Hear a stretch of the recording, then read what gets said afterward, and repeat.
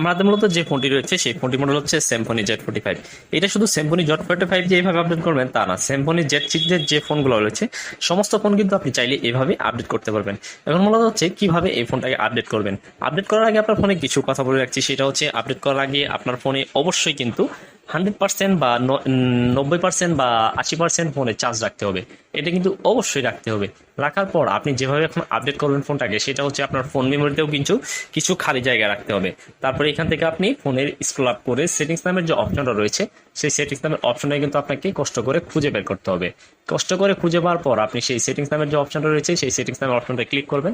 তার আগে অবশ্যই কিন্তু আপনার ফোনে ইন্টারনেট কানেকশনটা দিয়ে নিতে হবে। ইন্টারনেট কানেকশন না দিয়ে রাখলে কিন্তু আপনার ফোনে আপডেট হবে না। সো এখন আমি আমার হাতে থাকা ফোনটির সেটিংস নামের যে অপশনটা রয়েছে সেই সেটিংস নামের অপশনটাকে খুঁজে বের করবো, কারণ আমার ফোনের ইন্টারনেট কানেকশনটা হয়ে গেছে। সেটিংস নামের অপশনটা খুঁজে পাওয়ার পর আমি সেই সেটিংসে ক্লিক করে দিব। সেটিংসে ক্লিক করার পর আমার সামনে অনেকগুলো অপশন চলে আসবে। এখান থেকে আমি যেহেতু ফোনটাকে আপডেট করতে চাচ্ছি সেই জন্য স্ক্রল ডাউন করব। সেটিংসে যাওয়ার পর এখান থেকে আমি স্ক্রল ডাউন করবো। স্ক্রল ডাউন করতে করতে দেখতে পারবেন Symphony সিস্টেম নামে একটা অপশন রয়েছে। আপনি দেন সিস্টেমে ক্লিক করবেন। সিস্টেমে ক্লিক করার পর আপনার সামনে অ্যাডভান্স নামে একটা অপশন দেখতে পারবেন, আপনি সেই অ্যাডভান্সে ক্লিক করবেন। অ্যাডভান্সে ক্লিক করার পর সফটওয়্যার আপডেট নামে যে অপশনটা রয়েছে সেটা দিন দিয়েও ক্লিক করে দিবেন। আমি মূলত এর আগে আমার ফোনের সফটওয়্যারটা আপডেট করে নিয়েছিলাম। আপডেট করার ফলে আমার ফোনটা একটু স্লো হয়েছিল, কিন্তু কিছুদিন পর সেটা কিন্তু মোটামুটি ঠিক হয়ে গেছে। সো আমি এখন সফটওয়্যার আপডেটে ক্লিক করলাম। ক্লিক করার পর এইখানে দেখবেন চেক ফর আপডেটেড।